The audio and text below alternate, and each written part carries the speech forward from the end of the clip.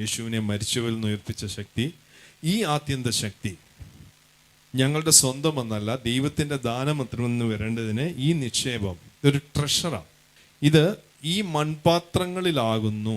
നമുക്കൊരു fleshly body ഉണ്ടെങ്കിൽ ഒരു ഹെവൻലി ബോഡി ഉണ്ടെന്നുള്ളത് 100% നമുക്ക് വചനം ഗ്യാരണ്ടി തരുന്നതാണ്. മാത്രമല്ല യേശു ക്രിസ്തുവിൻ്റെ ശരീരം അപ്രകാരം തന്നെ ഭൗതിക ശരീരം സ്വർഗീയ ശരീരമായി രൂപാന്തരപ്പെട്ടു.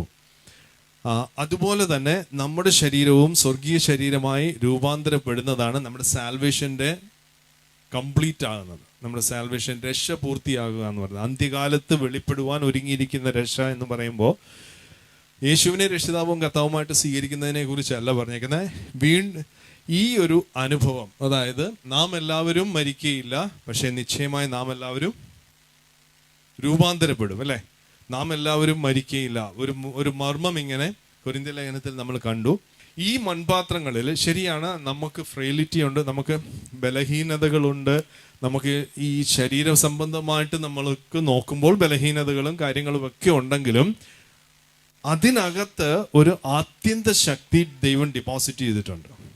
എൻ്റെയും നിങ്ങളുടെ ഉള്ളിൽ, ഇവിടെ ഇരിക്കുന്ന എല്ലാവരുടെയും ഉള്ളിൽ ഒരു surpassing power that belongs to God.